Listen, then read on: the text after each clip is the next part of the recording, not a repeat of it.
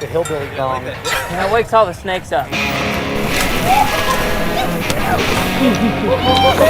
I caught some tire in my belly. That's gross.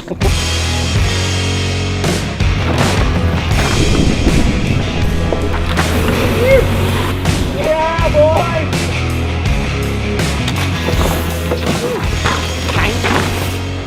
Cody destroyed it, dude. That was sick. No, I'll count that for one of the better turns of the day. My name is Jeff Kendall-Weed, and this is Localoam. I've always wanted to come to Austin, Texas and ride bikes. Can you say Texas, Evelina? That's right. Where I live here on the West Coast, mountain biking generally happens on public land. Now, despite being the second largest state in the country, centrally located Texas has one of the lowest percentages of public land. In this episode, we meet a couple of Texans who took the bull by the horns, and through a ton of hard work, some trial and error, they found a way to build a strong mountain bike community despite this lack of land access. He's here. Wait, who's filming who? Yeah, right. Who's at the center of the scene? You're not gonna believe this bike when I pull it out of the bag. Kind of different. One of the many folks that's definitely at the center of the scene, Mr. Jeremiah Work. Welcome to Texas, Jeff. Reveille Peak Ranch in Burnett, Texas is a great example of a privately owned ranch that still accommodates mountain biking. And a big part of that is thanks to the Team Trail Party story.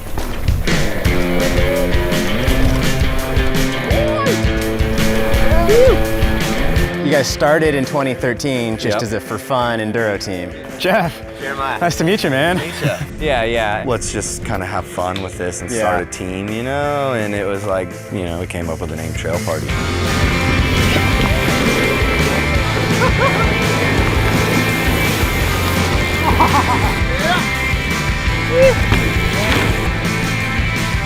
Kind of just played that as going to races and traveling together and just yelling Trail Party on the trails, you know? Like, yeah, Texans. Yeah.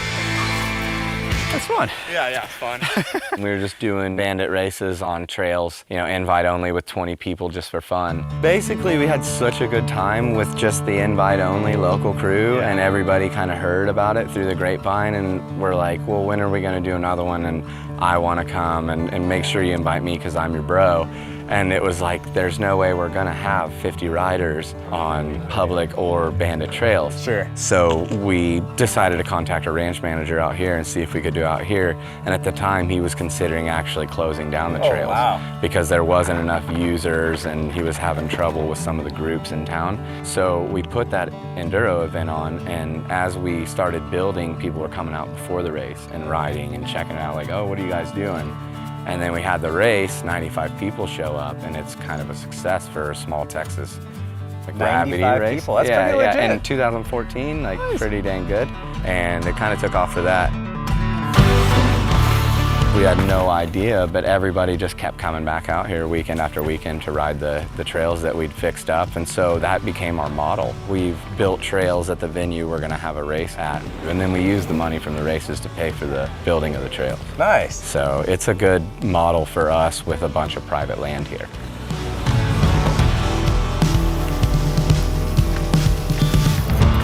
Texas has quite a few private ranches that do allow mountain biking, but we found another spot much closer to downtown that had a bit more of a unique land ownership situation. I thought I had it!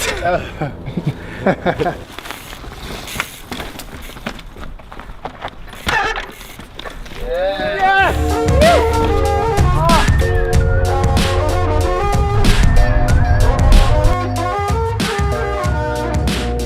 We're 15 minutes from downtown Austin, well within city limits, here on Cat Mountain, and Seth Buckner, Freeride 512, showing us the gnar. Hey, great. I don't think we got Justin. How much? How are you? Justin, nice to meet you. I'm Jeff. Hey man, Seth. Nice to meet you. Let's do wheelies. Yeah, should we ride in a little? So what was the riding like before the official Cat Mountain opening? Were there trails of this caliber this close to town? No, there wasn't. You know, Austin actually has a really good trail network and trail system, but really if you wanted like steep, aggressive trail, you either had to go to El Paso or you had to drive out of state. How far is El Paso? 9 hours. The dirt's so good. Real fast and flowy to the bottom. There's some good drops. And wooden. Gnarly tech. Dropping all the jumps. All the trails are caffeine. I tried to take the stuff that I really like to ride at, you know, in Angel Fire and places like that and try to simulate it here. Shitty Kitty, Pink Panther, Narfield, Catfight, Black Cat, Litterbox. Proper. Yeah. All the guys that now run Angel Fire Bike Park are all from the Austin area. They were trespassing back here and just making little bandit downhill runs, and they had some lumber features and stuff.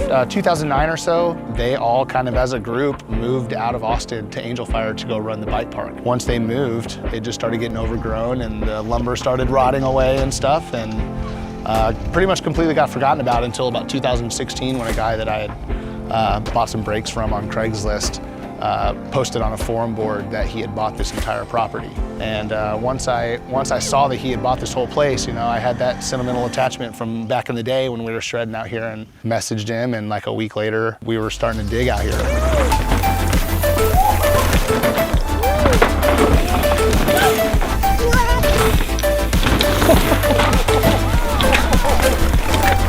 Oh, sweet. Safety third.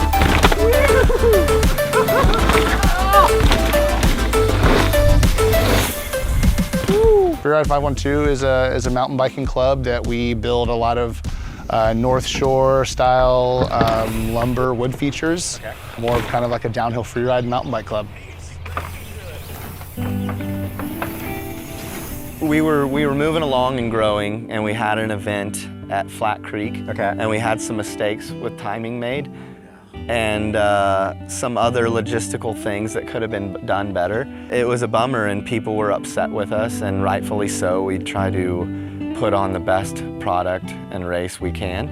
And it got to be a real low point a couple days to months afterwards. And 2016, we started building quite a bit of momentum, building out here, and then to make a long story short, we got a stop work order from the city of Austin. Oh, wow. So the whole trail kind of got shut down for any new trail construction. And so once that happened, a lot of the people that were digging out here, you know, with the uncertainty of what was going to happen with this place, everybody kind of didn't want to invest any more effort into digging out here. You know, we were happy to have what we had already built, but it was definitely a bummer because you know, it was a piece of private property that the city of Austin was still trying to tell us what we could and couldn't do there.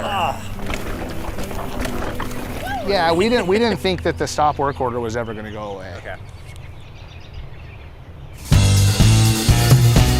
So once the owner messaged me and told me that they had lifted that work order, like it was kind of like round everybody up, like let's get to work and make up for all that lost time.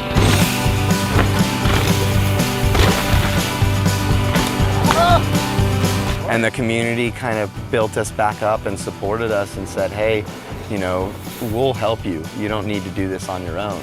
And it actually grew Trail Party to kind of, we started more of a board members and enlisted more people to be on the team to help out with stuff. And it definitely strengthened us.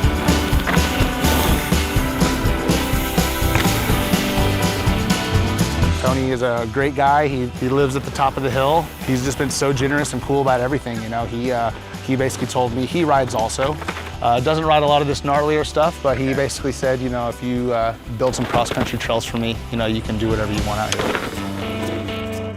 With Team Trail Party, it seems like you're really focusing on your passion, and it doesn't just benefit you, it benefits the whole community. How does that feel? Yeah, absolutely. I'm having a good time doing this right now and building this community in the race series and Team Trail Party, and it seems to be benefiting other people as well. You know, a lot of people enjoy the trails we build and the events we throw. So it's I probably wouldn't do it if it didn't feel like it was a give-take situation.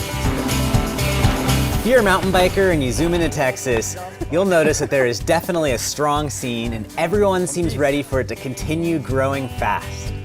My name is Jeff Kendall-Weed and this is Local-Loam. Trail Party is up to some new stuff for 2019 and we would definitely recommend giving them as much support as you can. Freeride 512 is also up to some really cool stuff and very worthy of some support as well.